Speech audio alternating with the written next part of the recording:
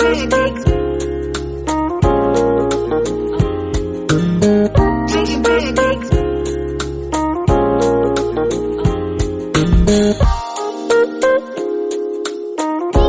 But you know, Welcome back, guys. This is Arnaldo, aka Mad Dog, and that is David, aka Dream Twister, and this is The Real, episode 298 of GG's The Mouthful Podcast. GG. Oh, yes. I can't. Can't scream anymore. My wife is behind me. She's working. She's hard at work. She's hello to Mrs. Santos. Hello, Mrs. Santos. Hello. All right. Now that we have interrupted her, now I can do it the normal way. GG!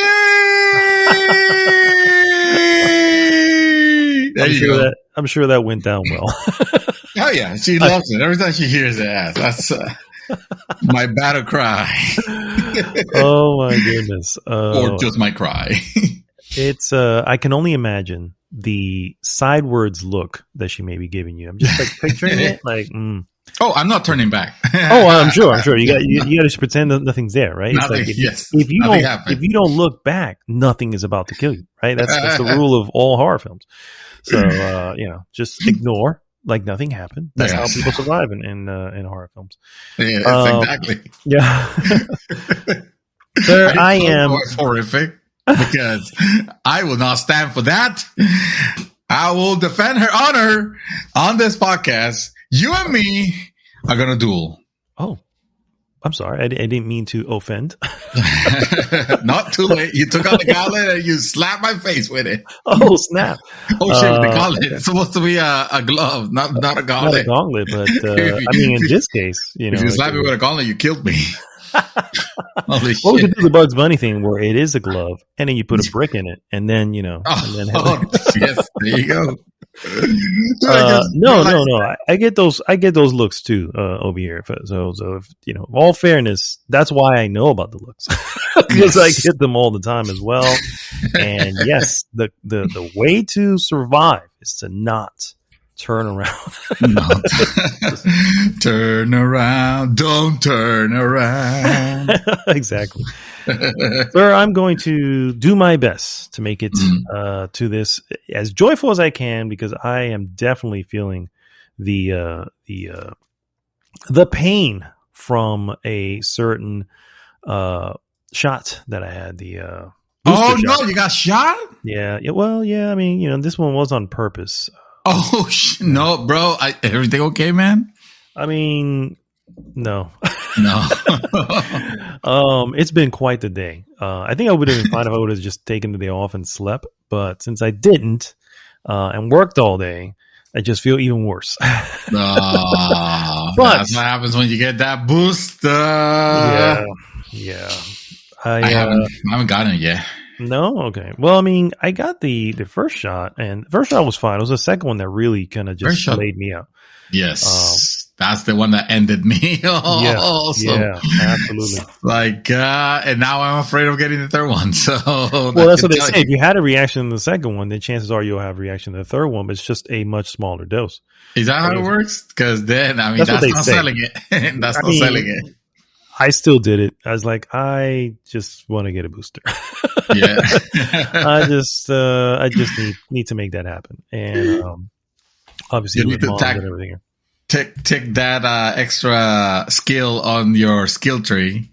Exactly. And now you have 25% protection, extra protection against COVID. So that's awesome. Yeah. The only problem is I feel like I also got a negative trait, which is, like body aches and forgetfulness. Because today, boy, I was just like, what the hell was I doing? I was just staring at the screen, realizing after like 5 minutes, like, what am I doing? I don't even know what I'm doing. And then I look, and of course, the chat's all lit up with people reaching out. I'm just like, son of a bitch. That's right. I'm at work. How did I get Why do I have to control her with me? Exactly. So why am I playing this game? It should be, I did that. I did that one time. No joke. I was gonna go out. I think it was. I was gonna go out with my wife. I was getting ready. I grabbed my keys. I grabbed my wallet, and I grabbed the Xbox, the gamepad, and I start walking out. and then by the time I'm by the garage, I'm like, what the hell am I doing with this? Like, am I gonna run the car with the gamepad? Like, what the hell? I had to turn back. Nice. It was embarrassing and it was scary.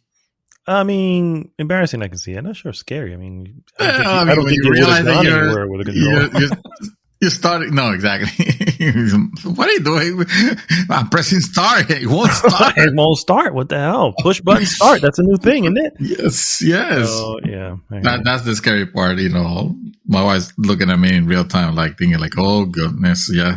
She recalls this incident. He's losing it. He's already losing it. Well, we are up in age, sir. Believe it or not, but we still love what we do. And guys, we are here to give you some more awesome podcast content. If this is your first time listening, please, first, I need you to go to goodgame.rocks. Join the conversation there. That takes you right to our Facebook group. And of course, please like, subscribe, and share this podcast with everyone. What we normally do is go into what we have been up to, move on into various news items, and then we finish our hot topic of the week. This week's hot topic. Oh, I came in late. That was very late. I was still trying to see if I can, synchronize. Yeah. Well, synchronize. This week's hot topic. Oh, damn it. So, you know what? We'll fix it in post. 1, 2, 3. This week's hot topic. Nice. You think so? Well, who knows? The recording may not think so, but we'll see. Yeah, until we can actually meet again and do these things live, we have to rely on the on the interwebs on doing this separated. I was listening to episode 92 the other day. Whoa, 92. Yep. I mean, I remember we did one. I couldn't tell you what that was about. I went back. You were. Let me see if I remember. What the hell were you? You had just finished Titanfall 2. Oh shit! Okay, damn, that was a while ago. You couldn't recall anything of the ending because you were sick. Oh, you were so sick that you couldn't, like, things were happening on the screen and you couldn't enjoy it. So you kind of missed out on it. Wow, sucks. That was the Aflucalypse of 98. I want to say 98. Oh, episode 98. Oh, yeah, because it also took Shadow. Oh, right. It took Shadow. You got it. I was wearing my hazmat. We were talking about how we were already had our shots. And it was funny because it was way before the whole thing with the pandemic and shit. We were already talking about vaccines and stuff because it was the beginning. Yeah, it was a start. You know what? Shadow got sick first. I think she was a patient zero. I mean, I don't want to spread rumors, but well, that's our story, and we're sticking to it. At this point, we're gonna need her to come in and clear that shit up. I don't want to start rumors, but I think she designed herself. They call her Dr. Plague. Plague Knight. Plague Knight. Oh man. I guess we'll talk about that. Yes. The hot topic again, guys. What's worse, a bad game or a bland game? Obviously, there are two sides to the field, and both have their merit. Both ideas have their merits. But we'll go into that, of course, further on in the show and see what our thoughts are as to which one is worse. Both ideas have their merit, but only one of them is right. You're right. Which one? Stay tuned to find out. Let's go ahead and start the show, sir. What we always start with, and that is, of course, what we have been up to. Mr. Santos David S. Why does it have to be me? Well, I'm just going to get this out of the way because I honestly haven't done a whole lot. I heard last week you finished Vanquish. Yes, sir. So I just had to see for myself how that game held up. And I went ahead and started playing Vanquish. Oh, there you go. And then I stopped. Wait, and first of all, where were you playing? I assume on PC. On PC, yes. Yeah, I was playing on PC. Obviously, it's gonna run fine, whatever. It's an older game. It's 360 era, PS3 era game. So it is definitely showing it, its age. For some reason, Bayonetta 1 came around that time also. Mm-hmm. And, you play it now, and yeah, you could tell, yeah, that's the game from that era, it's not like it's old, like, oh my goodness, this is like ancient or feels antiquated, or it's not that. They're both excellent games. I especially love how frantic the fighting is on Vanquish. Like, it almost, well, maybe at the later stages, but I haven't gone that far. But early at the beginning, it almost feels like you don't have to know what you're doing. It's just like point and shoot. Who cares? You can go slide on your knees for like half a kilometer. That's the craziest freaking dash move. Essentially, is what it is, and it's like, wow. Rockets on his knees, and he gets on his knees and just. It's like sliding. You know what? I gave it to. I don't know if it's the same. I know it's Platinum Games. I don't know if it's the guy from Bayonetta or who the director is. I want to say it is, but I can be wrong. But anyway, they just think about the craziest things. Like, okay, let's put guns on a lady's heels because whatever, let's go with that. And that worked, and it looked awesome. And in this one, in Vanquish, it's like, well, let's put rocket boosters on a guy's legs, and he slides on his knees. He could have flown Anthem style or Iron Man style, but exactly. No, let's have him like slide like crazy. And it still manages to look cool, it still manages to. It does, and it's super fast paced. It's like, yeah, you're like, whoa! Yeah. And if you're shooting behind you, it looks even more cooler because you're like leaning back. Yeah, because you're leaning. What I mean? It's like, oh, yeah, that's so cool. So I'm not sure about the cutscenes, how they're holding up. No, they don't hold up. They are like 24 frames per second easy. Oh, okay. So it's not me. Thank goodness. Whew. All right. I was looking at those and I was like, I feel like this is probably 30 frames. But yeah. Every time they cut to the girl, I forgot her name, but every time they cut to her, I was just like, oh, here comes the stutter again. Because for whatever reason, it looks like they were using in-game models in certain moments when with the soldiers, but then when it cuts to her, there's nothing in game. That's all like it's rendered. Yeah. That looked bad. Okay, so it's because I was wondering, like, okay, is this the right way, or is this game maybe too old and no longer supported? And it doesn't help that if you play it on the thing with OLED screens is that when you have content that is like 24 frames per second and it's not synchronized. You don't have like cinematic mode to watch that content properly. Everything looks extra stuttery, if it's lower than 30 frames per second. And I was noticing that heavily, like so much so that it kind of like took away my want to continue playing that game. It was almost like, oh, I can't play this. It just looks awful. Is that why you stopped? Kind of, but then you go into, well, also, I was also, playing God of War, so I didn't want to like interrupt it. I was curious about it, and then I was having fun. Like whenever you go into battle, that game is crazy fun. It's,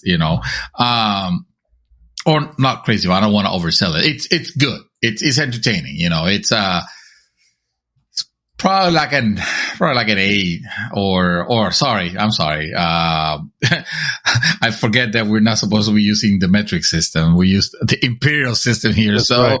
It's like a 3.5 kind of a game. I still want to play it, and 3.5 out of 5. I still want to play it, and it is fun, but then you go into those cutscenes and it's like, ew, you know. The cutscenes don't last very long, so that's always a No, plus. they don't. As a method of story delivery, or quote unquote story, it's not, you know, it's not bad. It works. It works. Yeah.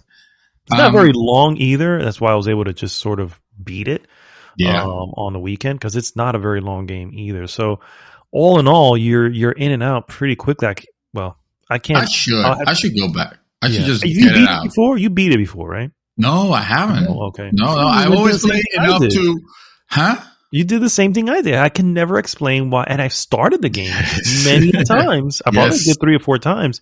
I get to a certain point, I'm like, all right, I'm done. We have spoken about this, and I don't know why. It's usually the same area. I get to the specific area, and it's like, oh, okay, I think I'm gonna hold off, because it's not. It's almost the last of the really good B games to me, you know, not the AAA, but the B titles. It almost feels like it's one of the last good ones that we have had. Now we don't have B titles anymore because everything is trying to shoot for AAA, and you know, obviously when they fail, I think we do, but I think we call them indies then. No, I think there's some indies that. Yeah, I think everything Devolver Digital does is going to be a B title. It has a publisher. You know what I mean? It's like I think I call that more of in the game, because I feel like we stopped having like B tiers, and we started recognizing like indie because they're easier to recognize. They're done by an independent company. Whether a B tier game, it could be by a major conglomerate. You know, it could be freaking THQ. Actually, it will probably be THQ. So they just did Darksiders 3, and that's definitely a B tier game. That is, yeah. So now everybody tries to be an open world, you know, crazy, you know, 80 hours long title, and they all have their several levels of success. Anyway, it was just dipping my toes to see if I still wanted to play Vanquish. It turns out I did the exact same thing that I did the last time, which is turn it off, play for a little bit. All right, I'm good. Well, real quick, so we don't have to go back to it. I just want to real quick say that I did go into it. I don't know what made me. I know what made me do. I take that back. I am in limbo at the moment as to what to play, because my mind is Elden Ring all the time. That's where my head is. No offense to Horizon. I know Horizon's coming out, but that one will unfortunately take the back seat. You know, and I always eventually come back around to it.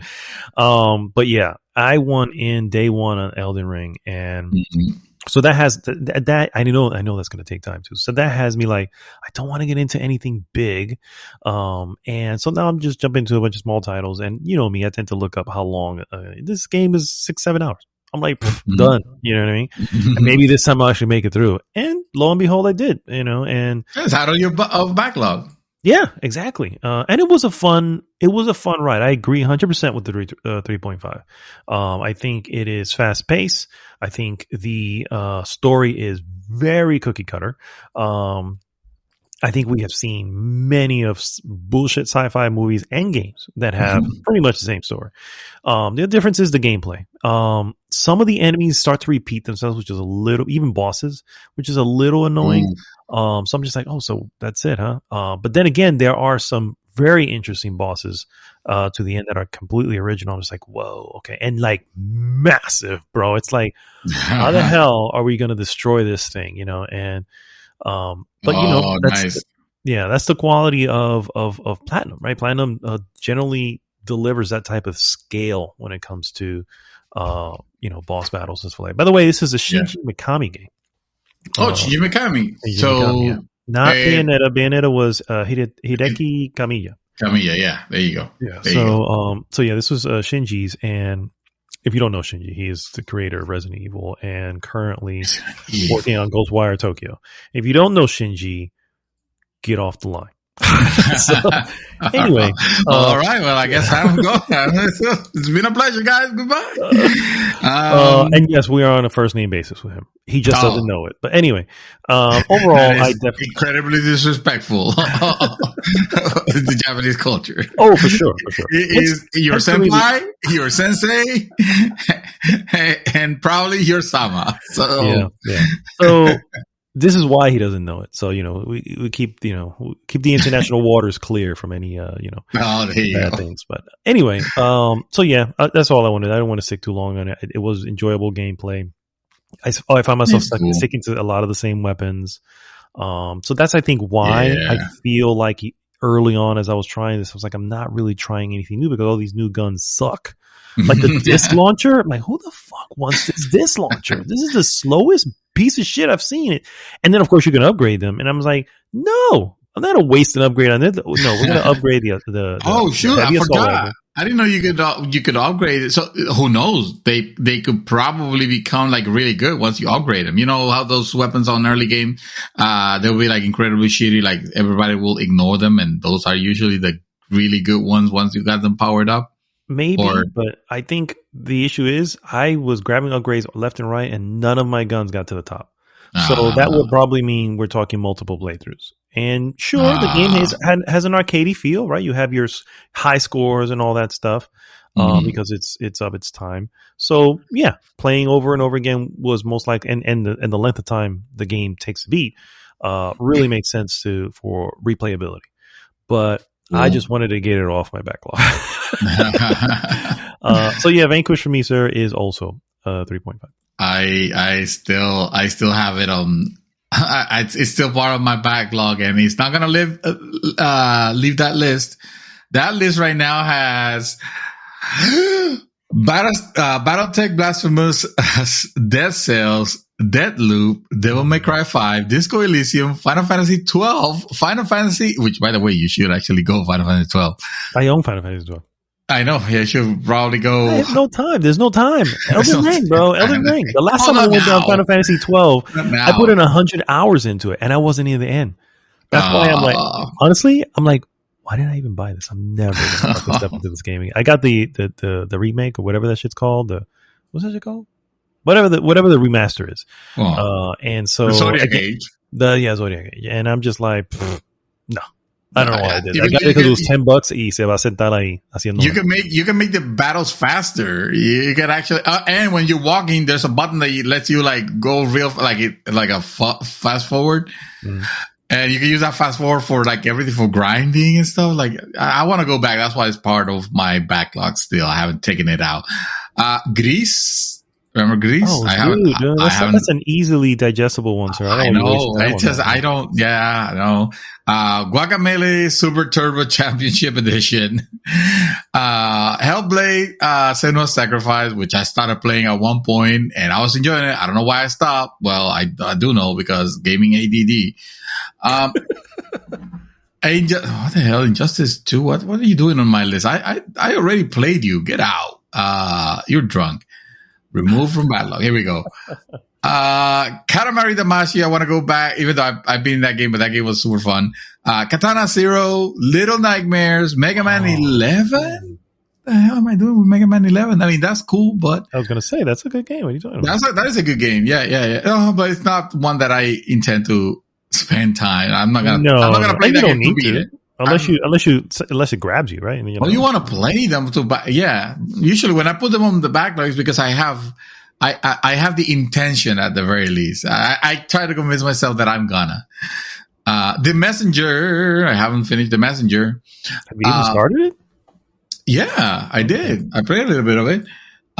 Monster Boy and the Cursed Kingdom. That's a great game. Skip. What? I said skip. Skip Monster Boy. Are you kidding me? You haven't played it. Monster Boy, not the second. I know what you're probably saying. I'm not talking about the one that is the remake of the Sega Master System version. No, this one is an actual platformer, like a modern platformer. It is. I mean, it's the spiritual successor of that other one that I was telling you about. but it is. I mean, that game is amazing, bro. That game is one that I will be. I mean, if you're into platformers, I will be willing to say, hey, check it out. But I don't think you're that into platformers. So I'm into maybe platformers. That's most of my shit. But that's we'll see. I'll keep an eye on it. That's one of the good ones. That's one of the good ones. I mean, it's not one of the challenging ones because you also like if it's platformers, you tend to gravitate towards the super challenging ones and the ones that really break my balls. Yeah, exactly. And then you end up hating them and destroying There's monitors. Nothing like a good ball breaking, sir. There really is. Oh, there is. Yes, never want to experience that. My friend Mad Dog, who gifted me my friend Pedro. Yes, I need to get on that joint. Son of a bitch! I thought you were going to say that's who you were playing. I forgot you're still on your damn backlog. Okay, good. No, it's on my library. I'm sorry, bro. It's still there. I'm almost done. No Man's Sky, Persona 4 Golden for PC. I just want to relive that game again. That game was awesome. But after Persona 5, I'm not sure I'm going to touch it anytime soon. Resident Evil 2. Yeah, that's right. I reinstalled it when I saw Dark playing that. Shadow of the Tomb Raider. At some point, I had to put myself through it and actually do it. I played the first 2. I might as well get it over with. Shovel Knight Treasure Trove. Strider has been in my backlog forever, and I refuse to take it out. I want to play that game. I love Strider, the original one, and this one was all right. And that's it. I have Wonder Boy: The Dragon's Trap, but like I said, that's the remake of the Master System one, and it beautiful, gorgeous graphics, but it plays the same. You know, it's the exact same. So to say that the gameplay is outdated, it's a misnomer at this point. Yeah, exactly. So what else I was playing? I felt like playing a little bit of rally games, rally racing. I don't know why, but I tend to really like those type of games. Probably because I like any games where I feel like I'm going so fast and almost at the borderline losing control, but not quite. Like that's a good feeling. Like being able to maintain control while I'm almost losing it a little bit. On those Dirt Rally games, it's great. So this was the Dirt Rally 2.0. I don't even think that's the latest one. It's just a really fun one. Now, I made it a point last time that I was playing to learn what my co-pilot was telling me, because you have a co-pilot because you're just racing for time in this. But you have a co-pilot that is constantly letting you know what's ahead, but he needs to tell you in a language that is efficient. So he'll use like weird terms that I remember learning what they were, but I haven't played this game in a while. So now I have completely forgotten and I can feel it. I'm like, oh shit, I definitely took that curve too wide and I messed up because I didn't understand what a Titan 6 over jump, whatever. I don't know. I don't remember. It 3 Titans ahead. It's like, what the hell am I playing here? Am I racing or fighting Titans? And then I've been putting some more time into God of War. I can't stress enough how great that game is. The problem is that, as I'm finding with a lot of games that I'm playing, the reason why none of them are sticking, and I'm probably suffering the same thing that you are about, waiting for Elden Ring, is that those games don't have that gameplay feel of of the Dark Souls, of the, I'm not even going to call it the Soul likes, because there are some other Soul likes that have I'm in no hurry to try. Battle, what is it called? Battle what? No, it was not called Battle. What's the PlayStation title that everybody wants? Like Bloodborne. Sorry, Bloodborne. Bloodborne. Oh, okay. Yeah. I want to get back into Bloodborne so bad, but I've gotten to the point where I'm like, yeah, it's still stuck at 30. Still stuck at 30 with some occasional dips. No. Fix it now, Sony. Go ahead. Sorry. It's happening. looking at what Sony's trying to do, I can definitely see a revision of it because everybody wants it, no?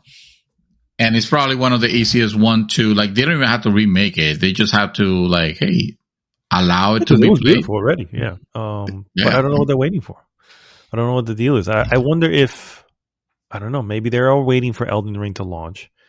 It'll start the year, and then towards the middle to the end of the year, when people have gotten their fill of Elden Ring, they just say, "Okay, by the way, here's that Bloodborne. We got PS5, Bloodborne PC version, yeah." So. Reblooded. No, I don't know what they call it. Bloodborne again. That's a perfect title. I just gave him the perfect title. You did. I do. That's right there. Legendary. Dude. Sony, come on. Now it's just a matter of releasing and unlocking the frame rate. You don't even have to touch the game at all. Just unlock the frame rate. I just gave you a gimme right there. The easiest $70 that you're gonna make.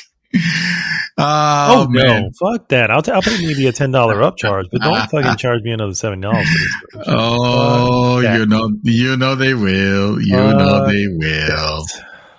I'm sorry. What was I gonna say about? I really don't have anything else. I haven't watched anything this week. I realized that by accident. I started the season finale of what's it called? Big Bang Theory. Thank you, Big Bang Theory. Oh, the series finale. The series finale, okay. Yes. The series finale. Have you got enough? No, you stopped at some point. No, I did stop toward like season 9, and it wasn't that it was bad or anything like that. It was a lot. It was the fall I was fucking watching, basically. You lucky bastard. You have so much ahead of you can watch and have fun and enjoy. But I have, because my wife has been watching it, so I've been kind of in and out with it. So she has been watching it recently and finished it off. So I've seen and heard a lot of the more recent ones. Oh, so, yeah. So I kind of already know some of the surprises along the way. But yes. That series is great. It's as far as sitcoms go, that was one that you recommended. You told me to tackle that one, right? At some point. Sir. And then my wife got curious about it, and I was like, "Well, honey, since you're curious about it, and I've already heard good things, let's try it out. Let's try it out." And now that freaking PlayStation versus Xbox meme with Sheldon like makes perfect sense. One of the legendary moments of that series. So good. For sure. And I don't know what I'm going to tackle next because I don't have any more episodes of The Expanse. So, and now I'm going to have, I'm going to be done with this one. You're telling me How I Met Your Mother. I'm confused. I don't know. I mean, it's up to you guys. But you also have The Witcher season 2. Oh yeah, I need to go into that. I told my wife I didn't want to like start it on this week. Like I said, let's wait for the weekend. Because I want to be relaxed, not think that I have to work the next day or anything like that. I just want to sit down and really enjoy it. And I heard that it was good. I heard it good because so I'm excited for that. I also miss some series that haven't come back from the pandemic. Like whatever happened to Mrs. Maisel? Yes, the Wonderful Mrs. Maisel, or what was it? The Magnificent Mrs. Maisel. I don't remember. Yeah, the one on Then that's the one that can't wait for it to come back. But fortunately, I'm done with TV. Okay, until the weekend. Forever. Oh no, to the weekend. Yeah, that's right. Because I need to watch Witcher tomorrow. I have to watch Witcher tomorrow. Oh, okay. It's just an emptiness that you feel when your favorite series is over. It's like it you've been spending so much time with it. Yeah, it happened with what you call it. What was the series you gave me? You No, Breaking no, Bad? no. Shit. The other day, Arcane. Oh yeah, dude. Arcane was too short. It was so good. It was too short. And once it was done, I was like, oh man, I kind of want to go back at it. But my wife is not into like rewatching the stuff. Oh, that's a perfect. I've already rewatched the whole thing Series. twice, so yeah, it's because I treat them like movies. I Oh, treat she the first 3 rewatches episodes movies over as and over, as no an entire problem. film, like Act Yeah. 1, Act 2, Act 3. So that's how I watch them. If I choose to go back in, that's how I'll do. I'll watch the first 3, put that as an act, Yeah. and I can stop there and then maybe come back to the Act 2, that type of stuff. So, but go ahead. I'm sorry.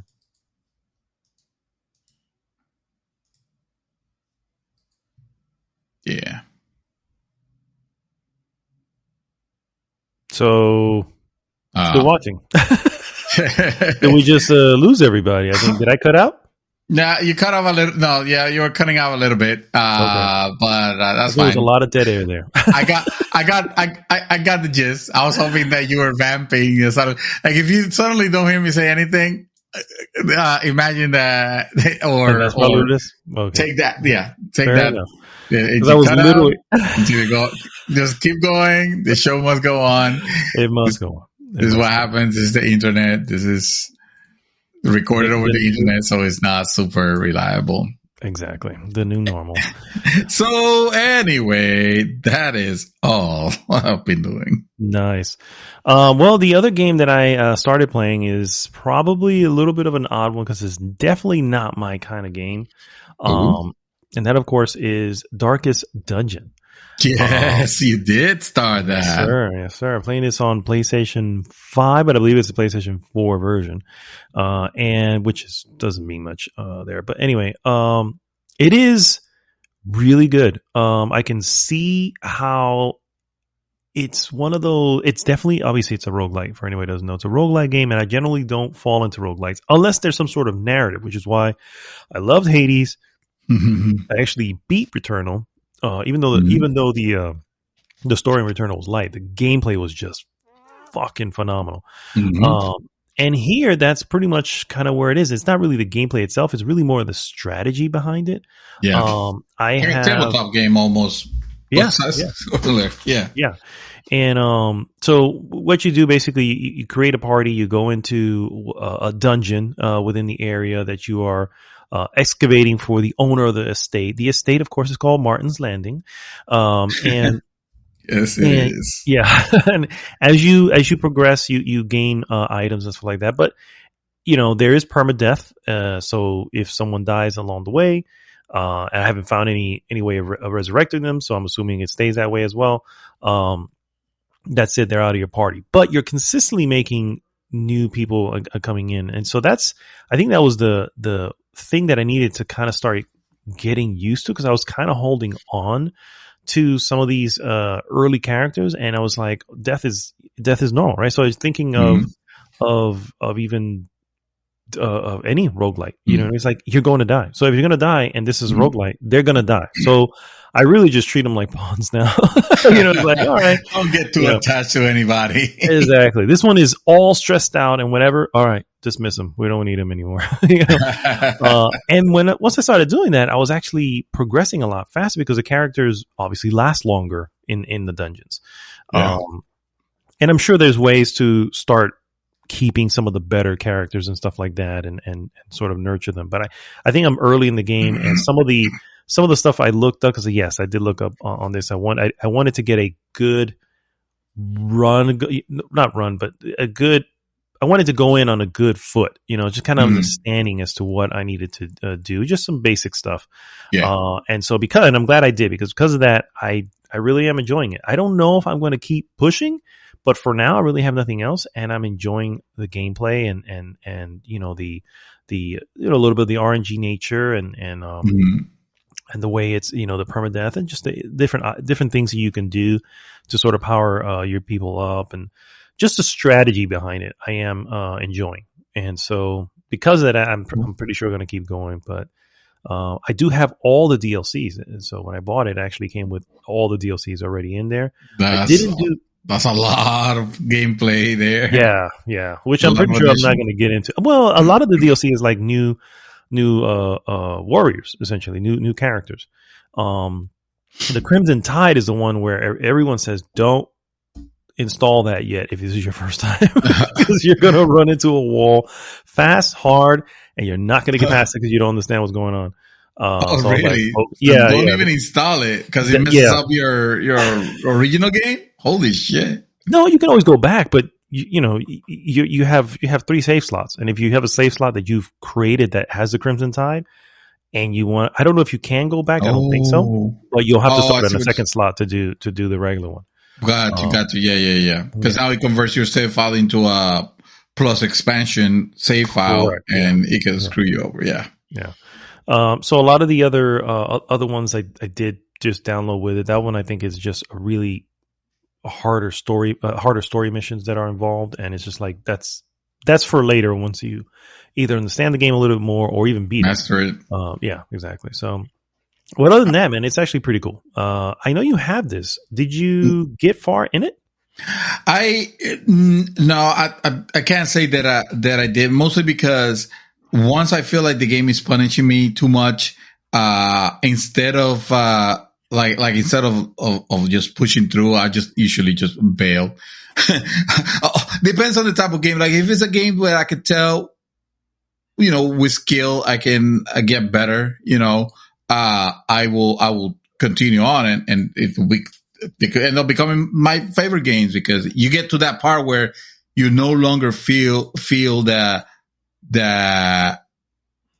your skill hinders you. You've learned enough to where, yeah, you can't mess up, but you have a chance.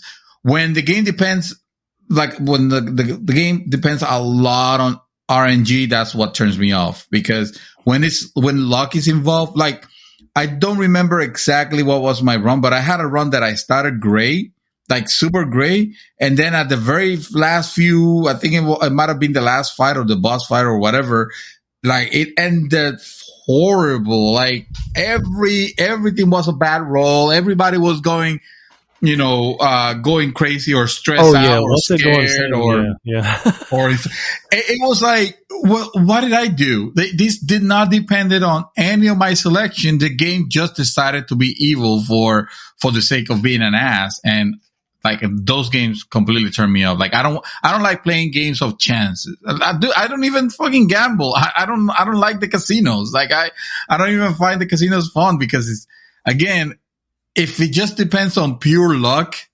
and I don't have a little bit, like there's no skill, like I'm sure that game does requires a certain level of strategy and skill. Like I get that, but was also one of the reasons why I stopped playing XCOM 2. I felt like XCOM, the original, of the new one, or the new versions of XCOM games, of the strategy type. The old one was also a strategy, the turn-based strategy.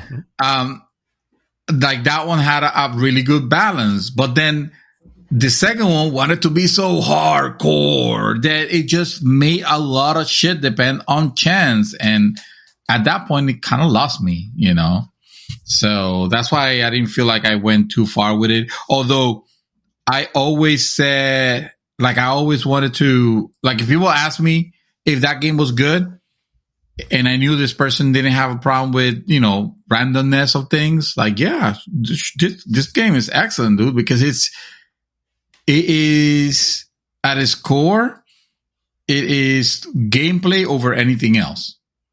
It's not trying to deliver like the most intriguing story or anything like that. You don't have to worry about that. It's almost like a tabletop type of game, and also the art style looks really rad. Like I really love the way this game looked. And it does. By Clay, I think, if I remember correctly. Yeah.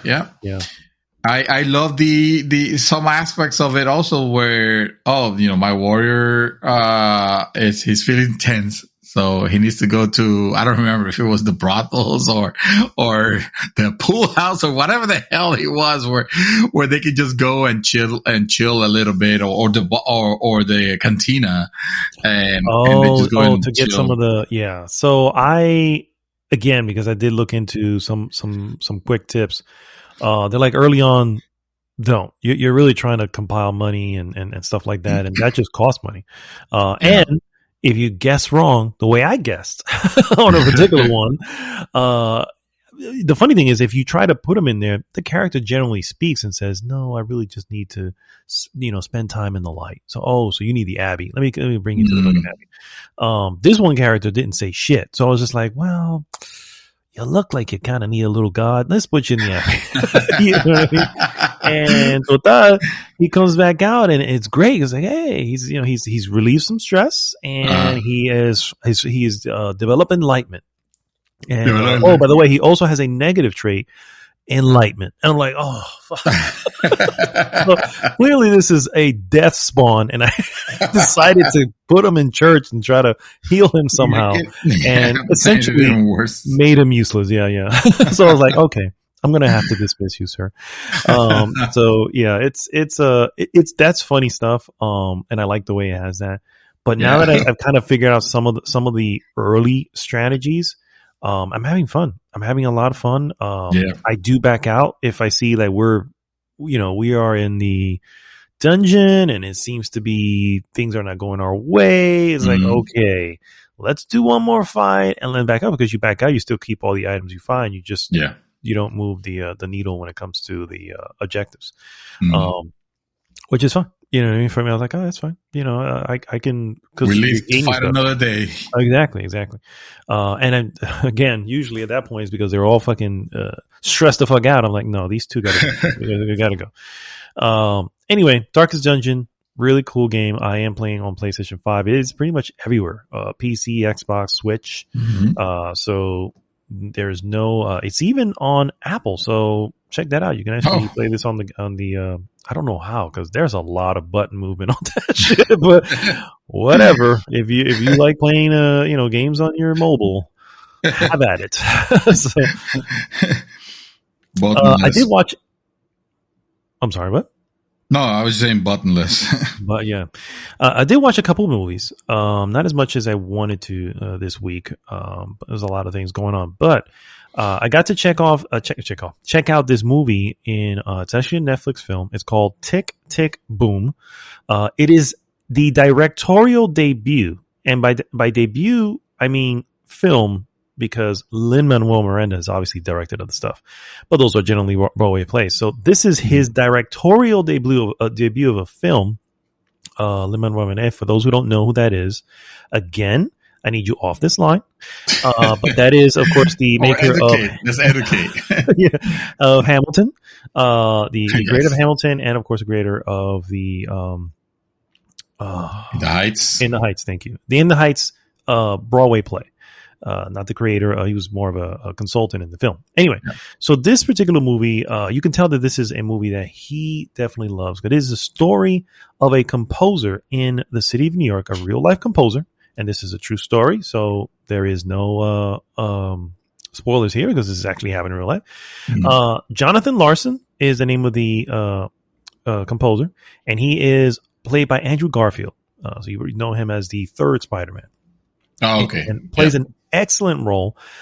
He is the creator of a Broadway play, hit Broadway play that I think played in the Broadway for 16 years, called Rent. And if you haven't heard of Rent, this one I won't tell you get off the line. I get it. This is a very New York Broadway play, even though it did go everywhere. So he was the creator of it, but this, of course, is a story of before he created that, really trying to make it in New York. And you can see a lot of it. Is a musical, by the way. It does have musical moments. And obviously it's Lin-Manuel Miranda. It's a musical about a musical. The musical about a creator of a musical. Before he created coffee tables. Before he created the musical that made him big. That just hurt my brain. Yeah. Unfortunately, he passed away. And this is a true story. You know, this is literally the very beginning of the movie, like literally. So it's not a spoiler. And again, real life. He passed away, unfortunately, before he can see Rent take off in Broadway, which is a shame because Rent is excellent. There is a film, and that's you know, there's a Broadway, there's a movie version of it, Right. which is really, really good. And we used to watch here all the fucking time. Really? Oh, dude, you should know by now that I'm a bit of a musical nerd, I guess. Or, yeah, or I guess buff, so. You do know them, and you do know the you have made recommendations. They have certainly hit it out of the park. So I would recommend this one, but understand that this one is not like this is much more Broadway. You're going to look at it, and it's going to feel like Broadway, even though everything's it's happening in the streets and everything. If we're talking about Rent, by the way, also Tick Tick Boom. But I think watching it in this order, first seeing what he created, and then seeing what he went through to create it, I think was a great way of doing it.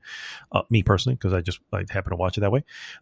This is a Netflix original, Tick Tick Boom, so always going to be on Netflix. I don't know where Rent is at the moment, but I love Rent, sir. Yeah. One of my favorite songs is, and I'm going to have to jump into song here. It's called Seasons of Love. And it starts off with this awesome lyric that goes 525,600 minutes, 525,000 moments so dear. And it just kind of goes on with that 525,600 minutes. How do you measure a year, right? And that's obviously how many minutes are in a year. And so the film itself, and also the Broadway play, also has the events occur across an entire year, and how much change can happen in a year. I feel like I need to go back to that film because I think that will resonate so much now with the pandemic and how much has changed just in this last couple of years, or even just in the last year, you know. And it would resonate even more. So yeah, I highly recommend Rent. That's definitely probably a 4 or 5 out of 10, a 4.5 out of 5. Nice. Tick Tick Boom is good, but it's a little more rough on the edges, and I almost think it's on purpose because, again, this is earlier before he created it, so it was one of his earlier projects, and because of that, it's also now awesome stuff. Andrew Garfield does sing, and it's him singing. There's no fake singers here. Oh shit! Okay. Yeah, so it's like, and he's actually pretty good. So yeah, this one I would say I would probably, well, it does have really good songs. So I would say probably like a 4. I would say this one's a 4. Give it a 4. Come on, man. I was going to say 4. I was going to say 3.5, but I'm going to give it a 4. Let's give it a 4. So that is again Tick Tick Boom. And the last movie I saw is a movie I've had on my list forever. Came out in 2011, and it is called Moneyball. And I don't know if you've ever seen it. Yes, Moneyball. So another true story. And by the way, it's also on Netflix, but it's not a Netflix show. I've seen Basketball. Does that count? Basketball? No, I don't even know what that is. You don't know? It's from the makers of South Park. Don't look it up. Oh, dear Lord. Okay. Anyway. Tell you all you need to know.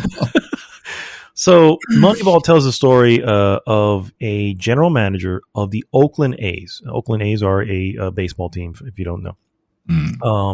And how he developed a different way of creating a team. Now, the Oakland A's, at the time that this was happening in real life, were considered very low down the totem pole of the baseball teams, because the way baseball is, there is no salary cap. So teams can spend as much as they want, which is why Yankees and Red Sox always have a lot, because they're always spending, they have the most money to spend. Yeah. So they always have the best players. And he develops these teams, which again, this is a professional Major League Baseball team, but of course they get poached almost every year, or they get the good whatever, and they end up going to the Yankees or Cleveland Indians or something like that. There's nothing you can do. And so he develops, Jonah Hill is by the way, did I say it's Brad Pitt? Brad Pitt plays the main character. Oh, no, Jonah Hill, I don't know if you remember who Jonah Hill is, but if you look him up, you'll recognize the moment you see him. He plays the one who sort of he was an economic genius that figured out how to make a team cheap with players nobody wants, because we just need them to do a specific job. And if you can get them good to do that, that's all it is. And so I don't want to spoil anything, because this is actually a really good film. I will definitely say this is an excellent film. I might be watching this again soon, because I love sports films. It's one of my favorite genres of film. Because there's always this. Now, to be fair, I don't really like baseball. Can you believe that? But anyway, what was I going to say? Oh, there's not actually a lot of baseball in it, because it's more about him and his management and what he's doing in the background. Mm-hmm. And then, seeing the results, not always in game, just seeing the results afterward and stuff like that. But it's still very fascinating. And so highly recommend it. I remember this was actually nominated for something. Let me see. I know Jonah Hill, I think this is where he won his Academy Award, which was excellent. But let me see. Oh, this guy's an Academy Award winner. Yes, Jonah Hill I just saw him being a total goof on Don't Look Up. Well, there you go. There you go. That's what he normally does. That's some range right there, I tell you. Absolutely. And so, yeah, I think this is definitely worthwhile. Really, if you like dramatic films with tension, right? Because it's tense. You want them to succeed. You want these things to work for them, and you don't know, especially if you don't know. And I won't spoil it, even though you can look it up. It's real life. You don't know what's going to happen. If you don't know, now you know. So anyway, excellent film. I'm still looking to see what the fuck the awards.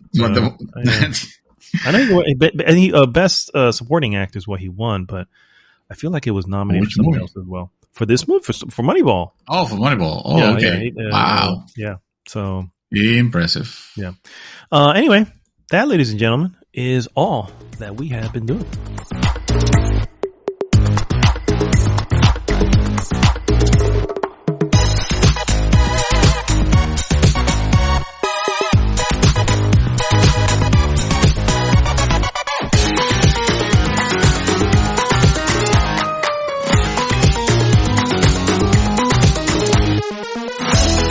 Nobody wants that.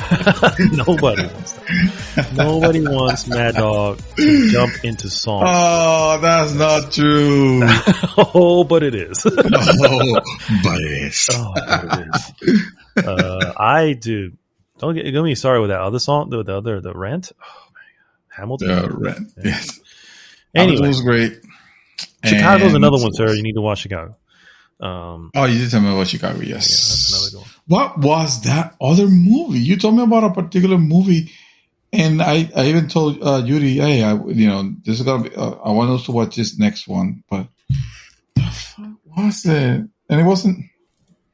It was a movie, and it's on HBO. Do you remember what it was? A movie that I saw recently that's on HBO? No, it's not even recently. Was that big? It's just on HBO. But do you remember what it was? Let me look at HBO now. HBO has nothing but movies, though. Okay, so no, but then this helps because if HBO, it kind of narrows it down. So let's see. If it's something recent that I watched, though, like in the last few months, no, it's just something I say you should watch. It's something that you told me. Like it almost feels like it was one of the Last Duel. The Last Duel. No. Okay, that is on HBO. Yeah. No, it's not that. It was not that. It was one of the classic essentials almost. But not so classic. You don't have to go all the way back to the 90s or anything like that. I think I know. It's going to be possible. It's going to be completely shot in the dark. It's going to be impossible to know, right now. But maybe I'll remember and I'll text you. It's like, oh, I'm watching this. And you'll be like, why? I know. This is so not yours. Maybe. I'm just scrolling through HBO Max now. I have no idea. There's a few movies I want to see, but if I've already seen it, what the hell? You definitely seen it because it's one of those that, for a fact, you wouldn't. It's one of those that you told me. It's essential. An essential film. Essential. Okay. Yeah. But I Must don't not know. be there anymore. So I have no idea. Oh shit! I hope it's not Watchmen because you did watch that. No. Yeah. I don't know if I call that essential. You know? No. Exactly. It was that was also entertaining. Though. I did. Yeah. It was. It had its political stuff. It had its, Yeah. its intrigue, and yeah, for sure. It was strong. It was good. I liked it. I liked it. I kind of liked it. I liked it. Kind of liked it. All right, we're back, guys, and we're going to shorten this down a little bit, and we're just going to kind of jump into a couple of news items, but the only reason we're doing it is because you want to hear about the free games, my friend. Oh. Yes. I didn't even know that those were announced already, so I am completely in the dark. So very not bad. Okay, very not bad. So let's start. Who should we start with, sir? Where should we go? You know what? Let's give it to PlayStation right now because they deserve. We always talk about Xbox and Xbox this, Xbox that, and how much of Xbox fanboys we are. Yeah, exactly. It's like all we talk about is Game Pass. Game Pass, Activision. It's time to to give it to the little man. To the underdog. So yeah, I agree. Yeah, and after such a strong January, introducing us to Deep Dark Galactic, Deep Rock Galactic, and of course I also got Persona 5 Strikers, which I haven't even started yet, but that's on my backlog. Oh, you better tag it. Yeah, I bet I must have. You know what? Now I'm checking. Let me go ahead and quickly check my. No, it's just gonna be right here in the computer. Let me put Google Persona 5 Strikers. I want to make sure that okay, yes, there's a thank you for your purchase of $0 from PlayStation. Good, very good. January 8th. All right. January. So right at the beginning. Okay, that's cool. Yeah. So let's take a look at February, guys. First and foremost, you're gonna get UFC 4 for the PlayStation 4. Planet Coaster, the console edition for the PlayStation 5, and Tina's Tiny Assault on Dragon Keep, a Wonderland's one-shot adventure. That is way too long of a fucking name. I'm just going to throw that out there. And that's also for the PlayStation 4. That's also a PlayStation 3 title. That was the DLC of Borderlands 2. Which I don't know why it's well, I do know why it's making its comeback. They kind of re-released it and as a standalone for $9.99, kind of like a nice little promotion for the new Tiny Tina's Wonderlands or whatever is it that they're calling it. Yeah.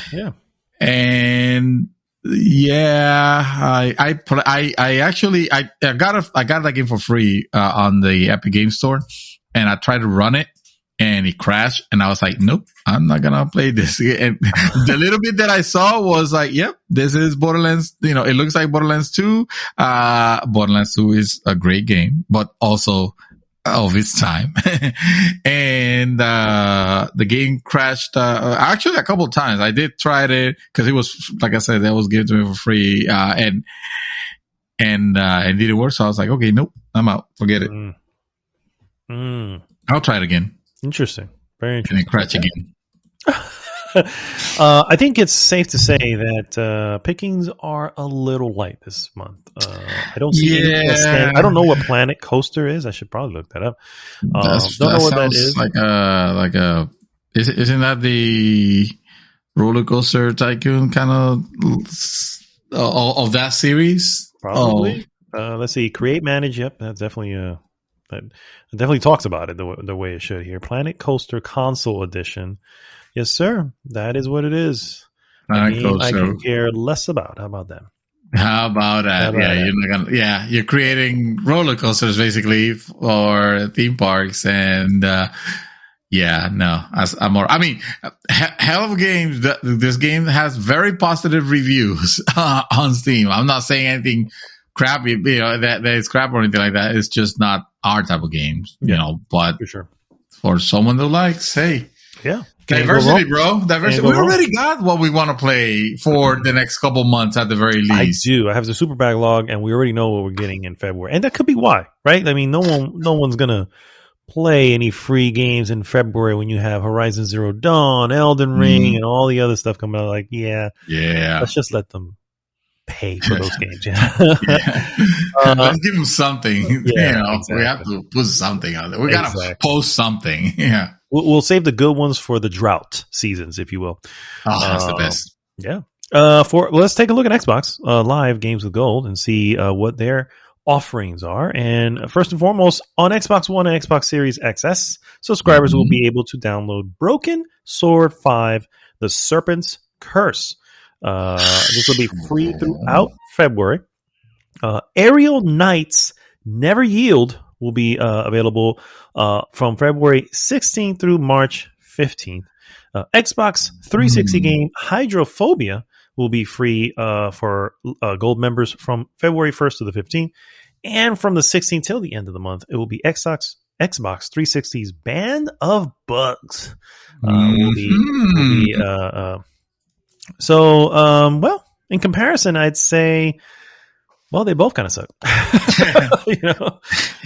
Yeah, I mean, Broken Sword 5. And I just read it. There's a whole series of them, 1 through 4. I know.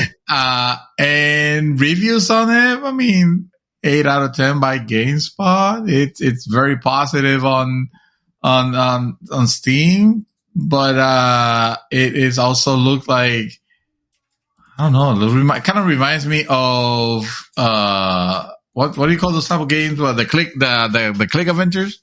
Yeah, point and click. Yeah. I'm not sure. Fun fact, I, for some odd reason, own that game on PlayStation. I can't even tell you what. Episode 5 and all. And I Really? probably jumped into it going, what the hell's going on? I need 1 through 4. But I didn't get 1 through 4. And it sits in my, my catalog of shame, if you will. The ones that the forgotten. Did you play it actually? Yeah, I started it for like a hot minute, dude. I just thought, well, let me see. Because, I think I still am, for the record, a lot of these episodic type of games where you need story, narrative, and all that, and choice making. And I figured that's what it is, but it is definitely a point and click. And I was like, it is a point and click. Yeah. And it may actually be a PlayStation Plus title that already happened, for the record. So that could be the case as well. Because I have plenty of PlayStation Plus titles. I would tag them all. Yeah. Or most of them. I've gotten a little bit more selective. Finally. I mean, a racing game I'm manageable, huh? Yeah, a racing game I'm never gonna fucking play. So it's like, why am I gonna tag this? You know what I mean? It's like, I know me well enough to know that's not gonna happen. But anyway, so those are the free games, and I guess, sir, it is now time to jump into the hot topic of the week. Hot topic! Yeah, that's right. We're giving you the hot topic with no break or anything. Screw the news. It's all fake news anyway. So no, let's just give the audience what they want. What they want is to hear our useless opinions and just to gauge how wrong we are. And place your bets. I agree. Yeah, 100%. All right, sir. The hot topic again is, of course, which is better, or which is worse, I think is how I read it. Which is worse, a bad game or a bland game? So in the spirit of understanding the two, a bad game is literally that, a bad game, a game that just, has issues or, doesn't completely stick the landing. And this is just a bad game overall. A bland game would be one that probably, runs well, you know what I mean, overall, but is very, and I listed it the way on our Instagram page, is very uninspired, not trying anything new, maybe being very safe, and just kind of coming out and landing with a dud. Very derivative. Of something else. We've seen this before. Yes, exactly. We heard this story before, or exactly. I got you. So I'm going to start, actually, no, fuck that. I'm going to throw that shit over to you, sir. And I want to hear your thoughts on What do you think? Well, we should actually establish our positions then, because okay. I feel like this is gonna be one of them, unless you have changed your position. I have not. changed my position. I am of the belief that I don't think bland games are worse than bad games. I honestly, the whole concept of it, when you say it out loud, a bland game is worse than a bad game, sounds completely ridiculous. It's just It's unfathomable.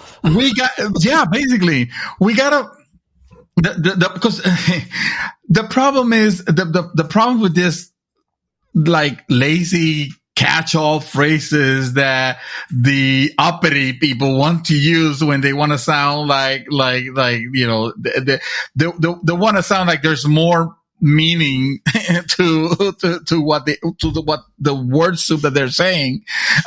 So they're saying, very intellectually, like, well, a bland game, a bad game is worse than a bland game. That is dangerous, because basically you're justifying laziness, brokenness. You're justifying, you're saying basically games like, I don't know, the riffraff of crap that comes on Steam, the asset flips and stuff like that. That shit is bad. And sure, a lot of it can also be called derivative, because they're trying to, like, there's 11 million type of different Minecraft clones, but in reality, they're just terrible. There's no effort, there's no love put on them, and sometimes it doesn't need to be that. Sometimes a bad game could be a crafted experience that you have just put so much features into it but there's no like creative control, that it just becomes this hodgepodge of ideas that are not landing. You can't even call them, well, this is boring, but at least it's functional. Every Ubisoft game ever. Pretty much. You can now. This is Anthem. This is like, there was an idea, there was millions and millions of dollars spent on it, and they probably were trying to make something good, but it didn't work, and nobody helped. Nobody was there to say, no, we need to stop, or let's say by the time they realized it was too late already. They were too committed, and they were trying to salvage what they have. And not to say that that's impossible, but sometimes that doesn't work. Sometimes not all of them could be Destiny 1, mm-hmm. And this one, and this one, it failed. And Anthem is a perfect example of a bad game where there was effort placed on it, but it was still terrible. I cannot call that a bland game. Well, maybe after all the fixes and the hooplas, but I still consider that was a bad game from the moment it came out. So that's basic. That's some of my point. I want to hear your angle, because you think the opposite. You actually think that yeah, I think that potentially bland games can essentially be worse. So first and foremost, yes, it's in the name. The internet is hands down full of asset flips and just completely not trying to do anything with these games. You know what I'm saying? Obviously those are bad. Obviously they're shit. Obviously they are worse. But I would also say, obviously, we don't even look at them. They're not even on our radar. You're only allowed one more, obviously, and you can't use it anymore. Okay, so obviously, no, that's it. I've run out of my obviouses. As a matter of fact, no. So anyway, it is. Those are so bad. They're not really even on the spectrum of something that you would even consider a game. Half of them are not even that. You know what I mean? So it's like, let's be real. Let's cut those out of there. You know what I mean? It's like these are obviously poor attempts at just making money. You know, cashing in on something that looks similar to something else. So removing that from the picture, you are left with your standard bad games, which are, just games that just are not functional or don't work correctly and stuff like that. But I would argue, and I think you just argued as well. It's like I feel like the team who made Anthem first, which by the way is not considered, it's still considered a pretty mediocre game. It's not a bad game because if you just look at the Metacritic, for instance, it's like, hold on, I had it on another thing here. The Metacritic, a 59 on Metacritic for the PC. That's bad. That's fucking bad. I mean, I'm just saying, mixed to average reviews is what the consensus is. That's average as far as I'm concerned. Now, don't get me wrong, the user score clearly gave it a 4. You know what I mean? So obviously they did that. So. But anyway, my point is to say that there was an attempt there at something. I still think that is not a good game myself. But I think they tried to do something. I feel like they were painted into a corner because of EA and said, hey, we need you to do this. And we need it on the Frostbite engine, which we know you guys are not good at, but you know what? Fuck it. Suck it up and make it happen, and they, I would say, did what they could with what they were given. You know what I mean? And in the end, you have a bad game. But when it comes to development, right? I'm not talking about the guy, the suits in the boardrooms and all that. When it comes to development, I would in many ways say that BioWare did what they could in something they've never done before. Not everybody is going to make like Guerrilla Games is going to jump from a first person shooter to a fucking open world RPG. That's not going to happen with most teams. So, that said, bland games, sir, are dangerous because of the fact that they're bland, in a sense that when it's bad and it's bad, before anything, oh, red light, we're not getting this one because we can tell it's whatever. But when it's bland, it's averaging somewhere of 70, 75. It may be from a developer you like. So you go, well, I'll probably give it a shot. You know what I mean? And all this. And then you get the game and it's bland as all get up. But it also has the shot of keeping you entertained. One of the blandest games that I've ever played of all time is Tom Clancy's Hawk. And Tom Clancy's Hawk, let me tell you, that game couldn't have been anything better than a 6. But it kept me entertained. And I'm also I wouldn't call myself a fan. See, I was going to say, I feel like there's something behind this because obviously I know of the game, but I would never even touch it with, at all. Just like I don't even know what was going on here. Far Cry 5 was an example of, well, I recognize that's a bland game. The blandness of but it kept me. It kept me because entertained. You were complaining most of the way. But I beat it. I didn't want to, I didn't saw it and thought, oh, this is painful to watch. Like, I'm playing that. Do you know why you beat it? Game. Do you know why you beat it? Because you bought it. No. Remember who you're talking to. I have games in shrink wraps. So you have what? Remember games in shrink wrap. That's a game that I haven't opened. No, I know. But I get that. And you haven't opened it to even know if it's whatever. But you did buy this game. You did put it on. You were excited early on for it because of the potential it was bringing. Yeah. And you were let down. And you spent hours in a game. And if memory serves you correct, I wasn't not enjoying it. So would I rather avoid a bad game or get tricked by a bland game? But I was still numbly entertained. Let's call it that way. And people say so. The people, it's basically the subscription of, well, I'd rather feel pain than nothing at all. It sounds very deep, right? When you put it in writing and someone puts it on a freaking Instagram post, or somebody's going through those feelings, if they want to, like, very emo, like, I'd rather feel pain than nothing at all.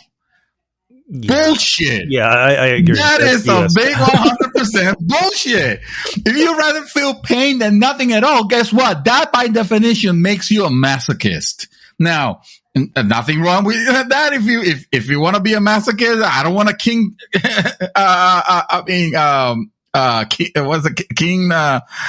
Shame you. Oh, that's not what I'm trying to do. I'm just saying, I'd rather not feel pain. I'd rather be numb. And if I'm playing a game because that was the argument. That was precisely the argument of this YouTube celebrity, Skillup. Skillup was describing his feeling when he was playing the recent Ghost Recon Resu, whatever the hell is it? The last Ghost Recon that sucks. I forgot it. Yeah, it's not wild. Yeah, exactly. Well, it's bullshit. The one that we're gonna call pandemic, but then of course the pandemic happened. Breakpoint? Isn't that it? No. It's although Breakpoint was not great. Frontline. The other one? No, it came out a couple of weeks ago. A couple of weeks ago. Look at that. Yeah, it was a Ghost Recon game, and my God, now I can't leave it. Now I have to find it. What the fuck was that? It's not Wildlands, is it? Wildlands is no. This one was based on, and people are yelling at their oh yeah, for sure. They're like, at the iPods right now. It's like, please find it for me. I'm looking. Please find it for me before it ends me. But he was describing. It says Breakpoint, dude. That's the most recent one. I literally typed most recent. Then it's not. Fuck that now. Okay, now you made me watch. Okay, now I'm angry. 2021 is Frontline. That's the other one I mentioned. That's October 2021. You know what? I fucked up. That's usual. It's not Ghost Recon. It's Rainbow Six. It's the same shit. Jesus Christ. Here I am, like, dude, what are you talking about? I swear, I know how to use Google, damn it. I know how to use it, and it was working. I don't know what you're talking about. Yes. I kind of lost you for a second, so we were probably talking at the same time. So anyway, I was apologizing, all right, because I fucked up the name. It's not Ghost Recon. It's a Tom Clancy game. It's actually Rainbow Six. Rainbow Six Extraction is the one. Thank you. And Rainbow Six Extraction has no reason to be to be alive. All right. So, but be that as it may, he was describing his feeling of playing this game and how horrible, and then he pointed out to an article or a video actually from The Escapist, which I believe you actually sent me. Oh yeah, from yeah. Which was discussing that, why, the difference between bad games and bland games, and how much you can still get enjoyment out of a bad game, but you don't feel anything with a bland game. And with the bland game, I have a choice. I can decide not to play it, or I can play a little bit and be entertained, and for the little bit that it has me. Like I said, the Ubisoft, they're experts on making games that are kind of meh. Buy any of them, and no, you don't. No, you don't. And I do. normally start off well. Yes, we're real. You normally start off like, oh, dude, this game is this, and by the time it just is like it's the same shit in a different form. Yes, and you are just done with it. And it's like, so think of all, and you're not finishing them either, or at least I think you did finish the most recent one, but the last one. I finished Assassin's Creed Origins Odyssey and Valhalla. I did not play Origins. So you did play. You did one. finish Valhalla. Okay. Yeah. So- and I'm still, and that's fun. I finished that game and I'm still playing it. I'm literally still playing it. Every now and then I jump in and I do a little bit more because I want to do the DLCs and now they're going to continue adding content because it's Don't not, you see, they're though, not that's bad. exactly, but yes, and that's the problem. If they were bad, you would avoid it. And because they're not bad, they're bland. You are literally in trance playing it for no freaking reason, bro. And it's because it's bland as shit, and it's just a way to waste time, and which is exactly what fucking Ubisoft wants to do. So yes, that's why I say yes. Bland game, at least bad games. You know. Maybe they make an attempt, maybe they don't. They had a certain budget and didn't have enough to finish whatever. The reality is there was an attempt there and it failed.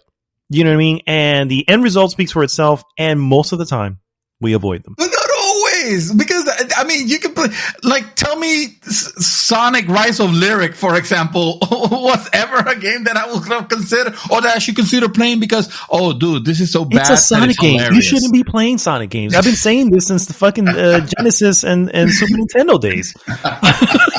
That, Wow. my friend, is your fault. Blast processing. Blast processing, bro. Come on. Yes. Sega does what Nintendo don't. They All sure right. do. So, They sure of course. All right. My bad. This is a very recent example that it pains me to see because, there was a time where this series of games was good. It was really good. Even the remaster that they make of the old game ended up being really good. But the newer games are shit. And of course, I'm talking about Tony Hawk's Pro Skater series. Tony that Pro old Skater gem. 5 came out and he splatted like so badly. Like this game was a disaster of epic proportions. And I know the difference between a bland game and a bad game. Cause a bland game, probably a Ubisoft title, I'll be like, well, I know what I'm getting into. This is probably not going to blow me away. This is probably has a non-story. Division 2 says hi, but I'm going to enjoy it. It's almost like comfort food. I'm not saying it's great, you know, and I'm certainly not defending it against better games, but I will defend them against bad games because you're not going to tell me that Division 2 for its blandness, and believe me, that there's a blandness in that. There's no story in that. It's better than freaking Right to Hell Retribution. We really had to dig for that one. Damn. Deliberately made a bad game because already everybody knows that ET was bad already. So it's kind of like I'm trying to go. Okay, what are the worst games without being so obvious? Superman 64 is another title. Everybody knows how horrible that was, and that's another example. This is a bad game.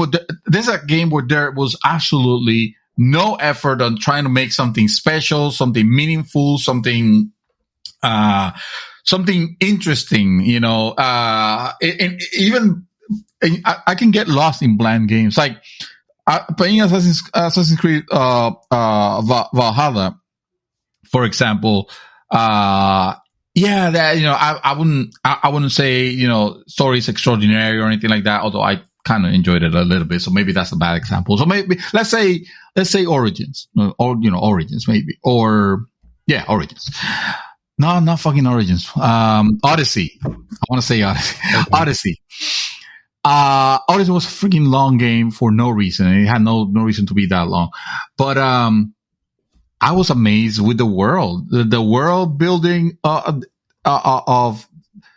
the way that Ubisoft crafts those worlds are, impressive. At least I give them credit for that because I do find them interesting. I do find them like areas that I want to explore, or I just want to get lost in the graphics or like that. But graphics aren't everything. And yes, the gameplay is still like, whatever, but it's better than fucking, Rogue Warrior. There you go. That's another one. So I just did a quick search to see how many people are either playing or watching or doing anything with Ride to Hell Retribution. And right now, believe it or not, there are several Twitch channels that have recent stuff as yesterday of this game with hundreds of views. These are obviously the videos that he saved, so who knows what he was doing online. So a bad game, let's be real, okay, has a market somewhere. And I haven't the first clue because I don't want to watch. I don't want to watch a bad game. But if you take a bad game, but I mean, true. But if you take a bad game and you put together a good personality, if you will, you got something. And that's what I mean. Twitch is big on that. Yeah, Twitch and YouTube and all that stuff. And there's something. Try that with a bland game. There's only so much. There's only so many, ways that you can get away with Mystery Science Theater 3000 shit. 3000 again. You would watch that shit out of it if they did a new one, wouldn't you? True, but now what we're not marketing the game. We're marketing how bad the game is. It's like this game is so ridiculously freaking broken that we're just gonna make content of it so people get entertained on the fact that this game is garbage. Nobody watches that video and decides, oh, you know what I want to do? That looks fun. Let me play that. Let me buy that. Sure. They do not do that. But it has another life, is what I'm trying to say. It has another way of, old school Battletoads, all these, and yes, guys, Battletoads, the original, was not a good game. It was not a good fucking game. It wasn't bland. It certainly was not bland because everybody was into it. Yeah. No. Yes. But there is what I'm trying to say is that there is a second life that the game can have when it's bad like this. Yes, it's definitely not what the developer wants. You know what I mean? They probably just wanted to make a game and probably even tried hard. You know what I mean? They just say, fuck, we really screwed this shit up, But the reality is that's still there on a bland game. And I'm sorry to bring this one up, but the Tomb Raider series, particularly the last two, that they are just bland as all get out. Yes. And I struggled to finish it because I bought it. I was so sucked into the first one going, man, this was really good, Second one was like, oh, well, yeah, I guess I should finish the trilogy. And suddenly I'm playing Shadows. I'm going, what am I doing here? I have posted several, what I think are pretty awesome videos. And no one watches them because no one wants to watch bland-ass gameplay. And that's what that shit is, bro. That's what that shit is. It's like not only is there no second life for it, the first life isn't even very good. You know what I mean? So it's like, that's what I'm trying to say. It's like there is some potential in having some joy out of this bad title, but with a bland one, there's just no option. It's going to just be dragging all the way, bro, all the way, and then they tend to be the 40, 50 hour ones, and you're like, I have gone home. What the fuck is it called? The motorcycle one from Sony. Days Gone. I have Days Gone. Something gone. I know somebody was gone. Yeah. And because of the potential of it being such a drag, and I got it free. It's not like I paid money for it, so I could just jump in and jump back out. But just the potential of it being this just draggy mess, I'm just like, nah, bro. But you don't know though. I'd rather play some ridiculous game like I don't know, something that can possibly Life of Tiger. Life of Tiger, because at least that looks and knows what it is. It knows it's crap. Sony knew it was crap, and they still released it. And for a blip in time in the history of Sony PlayStation, there were folks talking about this game that literally sucked. That was literally bad. No. So, no, you will not, sir. So, what you're saying is that if you were to lose a bet, and I gave you the first time, sir. It will be the first time that I actually give you a choice. What was that back game that I said? Oh, yes. Okay. And I gave you the choice of playing Shit, I gotta make it good to make my case because I tell you, I tell you the game that I think it is, and you're gonna, oh shit, I dig myself in this hole. Actually, I'm still waiting, sir. I am still waiting. All right, so I'm thinking, what's it called? What's that game? Balam's Wonderworld. Oh, Balam Wonderworld. Okay, yeah. Yeah. Or why is it that I can only think of Ubisoft games when it comes to bland games? I don't want to because they specialize in the bland. I don't want to stereotype. I don't want to cast type, but God damn it, Ubisoft! Like get your shit together. Like I don't hate you. I honestly don't hate you. It's just, oh man. All right, this is gonna be a difficult one. I don't know. What did I say? Balance Wonderworld or Dragon Age Inquisition. I already started Dragon Age. That's not fair. That's not fair. That game's too good. That game's honestly. I'm going to be honest with you. I'm going to be completely honest with you. It's not a Ubisoft game. If I lose a bet, I would first off expect Balance of Wonderworld, and I would be immediately curious, just the way I was with Black Tiger. Believe it or not, I was like, "Oh, this is going to be bad," but I'm kind of curious. How bad can it be? You know what I mean? I was like, "Oh, let's give it a shot," and it was bad. It was definitely bad.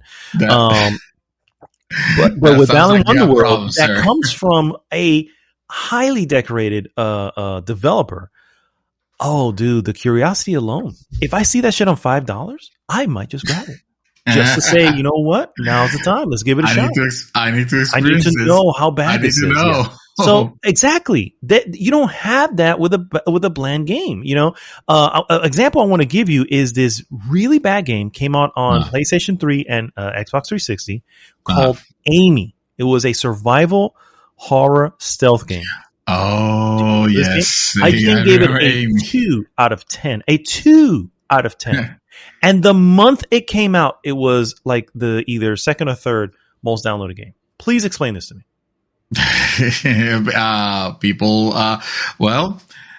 we live in a world that just kind of like, I don't want to say, that's unexplainable. But you know where I'm going with it. It is unexplainable, but it happens more often than not. And that's what I'm trying to say. It's like, you know, it's like the horror movies, right? And not to use movies as an example, but the horror movies. Horror movies are cheap. They make people scared and they come out and they're usually bad. But why do people keep going seeing them? They still go see the newest horror movie. You don't even know what it is. And you go, and people who love horror movie, they go see it because it's something it's something to do. What the fuck? You know what I'm saying? It doesn't make any sense. And the same thing happens here with these bad games. Like for whatever reason, Nick has a friend. He loves buying bad games, knowing that they're bad. Okay. And just goes, yeah, I want to see how bad it is. I'm like, dude, if you got that much money, yeah, well, exactly. If you got money like that, bro, I'm gonna need you to invest on something for me real quick. So that's what I'm gonna say. But when you have bland games, like I said, I bring up Tomb Raider. You know, yes, I'm gonna bring up the one you mentioned already, The Division, because it's dude, that is lather, rinse, and repeat, lather, rinse, and repeat, lather, rinse, and repeat, and that's all you're doing if it wasn't for the fact that I was with a crew of folks, I just like kick my PlayStation and just like, I can't believe I have this fucking game in here. And you can imagine we only did it once, twice. I was like, I'm done. I didn't pay for it. The reason I even did it, we were having it because we were considering continuing. I know you guys may have because you guys were already leveled up and shit. But I was just sitting there like what it was with Monster Hunter with these guys, where it's like, I guess I'll just sit over here while they kill the monster. You know what I mean? It's like I'm like, okay, I guess that'll be the way it goes. You know. So yeah. So I think I guess my final thought on this is I think in the essence that a lot of these critics, particularly the one from I already forgot the name of the place, but the one that I shared with you, and you was like, okay, yeah, we can do the Escapist. Thank you. I think what he was trying to point out is obviously a bad game is not something you want. This is just obvious. But when it's bland, it's just like you didn't even try. You didn't try to add anything new. And who knows? It could be publisher related. It could be, the developer said, no, we're going to stick to the, by the way, I want you to look up this, when you can, you don't have to do it now, a trailer for a game called Monarch. And you tell me what that looks like. Anyway, but what I'm trying to say is that it's just uninspired, bro. It's just uninspired. They're not trying anything new. They're just not. And then what happens? It comes out and it's in and out and forgot. Look at Outriders. Outriders had a great start. It's like they had all their potential put up front with a story, and I was like, man, I think I'm in on this, and then no, and that's gone. And then look at look at the Avengers. That game was bland as fuck. Also, Marvel's Avengers. I would probably not even get it if it ever comes free, because it's just. And I've seen gameplay because I'm interested. I like Marvel. I'm a comic guy. So part of me was like, oh, let's take a look at this. And then of course the stupid Verizon outfits or whatever the hell they were wearing. Like, what the hell's going on? Before you know it, it is just your grinder, just a normal open online multiplayer game doing the same shit but with heroes. Right? That's the catch. Oh, but you're using your hero now. Yeah, but nothing else is new. And they even tried to go, and dude, that's just that's what I'm trying to say. They tend to create pitfalls that we as gamers fall in. Again, a bad game, unless it's Cyberpunk, because Cyberpunk, lied basically. Cyberpunk has the potential of being a great game if they would have actually spent more time, cooking that. Instead of releasing it on this stage. But it was a bad game when it came out because they hid the fact that it was a bad game. You know what I'm saying? Yeah, and it was broken. So I mean, it was broken, and perhaps that's another thing that we should differentiate. Like, Cyberpunk, for the people that have had the experience, in spite of it being broken, they have said nothing but great things about it. As it comes to the story, and So it was just it was a beautiful brokenness, and it's a broken mess. And that's what made it bad at the beginning. Playing it at 30, I mean, brokenness could destroy even the most elated game, right? Like even we both of us had the experience of playing the original Dark Souls when it came out and getting to the part where the game became unplayable. Yeah. And we stopped. We both stopped on the same section because at that point, but was that a bad game? Fun. Would you classify that as a bad game with the issue? I mean, I wouldn't recommend on that state. I wouldn't recommend it to someone to play it.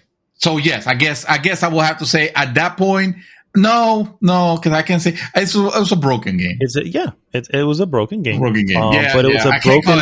It was a very good broken game, and many people continued past that, past Blythetown. Well, Cyberpunk we didn't way too extreme. Yeah, Cyberpunk was just broken. Cyberpunk didn't make any sense, and it's still broken enough to where it could be cataloged at. Well, this is bad because this was literally like people. But you still have a lot of people. Play it. You still have a lot of people who played it, and they love it with all the quirks. Yes, so that's what I'm trying to say. It's like bad games can still be good. Beauty is in the eye of the beholder, right? So to us, it's like no. CD Projekt Red, I need you to go back to the fucking drawing board, fix this shit. Let me know when it's done, and I'll be back. Everybody else is like, oh, Cyberpunk, let's do it. Oh, damn, dude, this is crazy. This is not even making any sense. The cops are just popping up out of nowhere. Dude, that's insane. Yeah. You know what I'm saying? It's like everybody has a different view on it, but dude, no one can disagree. A bland is bland, and it's just waste of time. You know what I mean? So that's why I sit on that side of the camp. Obviously, I don't want to play a bad game. You know what I mean? But that's fair. Yeah. That's fair. And you know what? I'm gonna go ahead and respect that. Because I see the merits. You've pointed out the merits well enough. I will not sit on that camp, but I will watch from the sidelines. But I respect the camp exists. But yeah, exactly, because I can see those. I can see this. To me, honestly, I will still and this is a no way, guys. I don't want you guys to construct this in any way, thinking that I'm defending bland games. Yeah, I'm defending them against bad games because bad games are fucking Fallout 76, the stupid Wolfenstein, the bad Wolfenstein that came out, the last one. Well, now Youngblood. They kind of fixed it a little bit.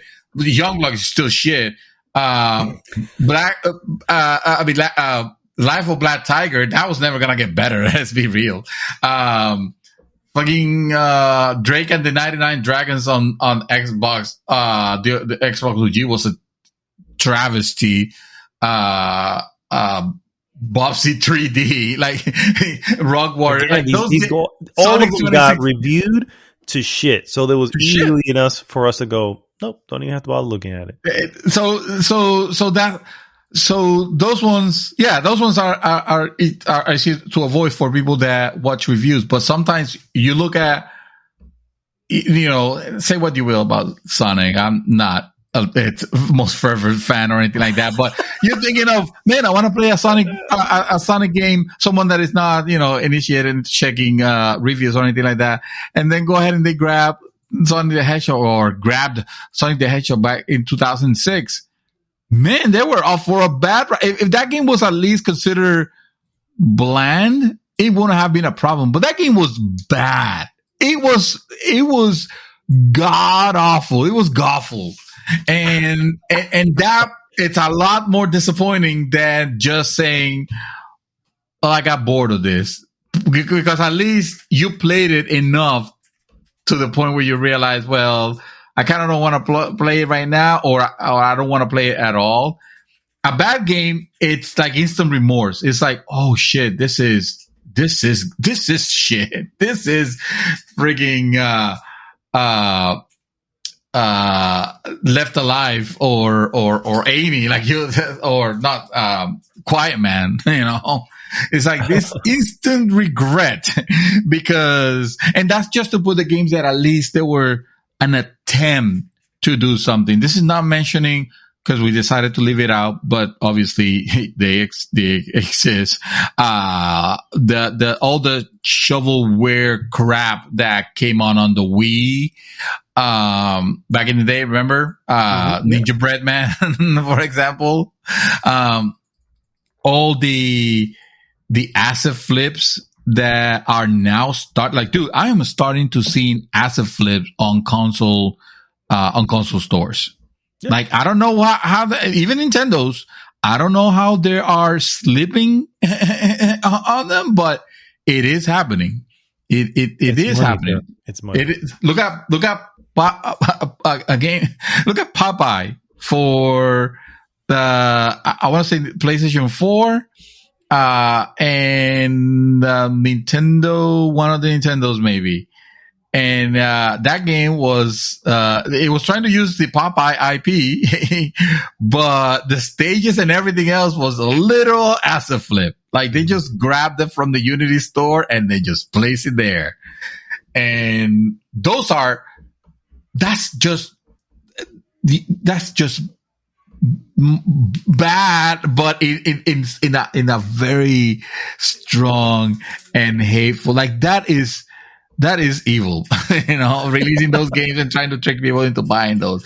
That's the thing. We don't get tricked with those. But yeah, I hear what you're saying. They are just bad because we don't get tricked with them. But sure, there may be some folks that get tricked with them, and that's a shame. They end up streaming it because it's just funny at that point.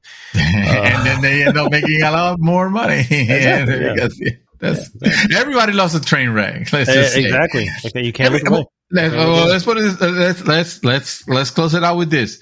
Everyone loves to see a train wreck. No one wants to be in a train wreck. So, that's for sure. That's for sure. Exactly. That is for sure. No such thing as I'd rather feel pain than nothing at all, unless you're a masochist. In which case, that's your life. Yeah, exactly. Yeah, you do as you see fit. All right, guys. Well, that brings us to the end of an awesome episode 298. We're right there on the cusp of 300. Damn, son. And as always, guys, if you haven't already, please go to goodgame.rocks. Join the conversation there.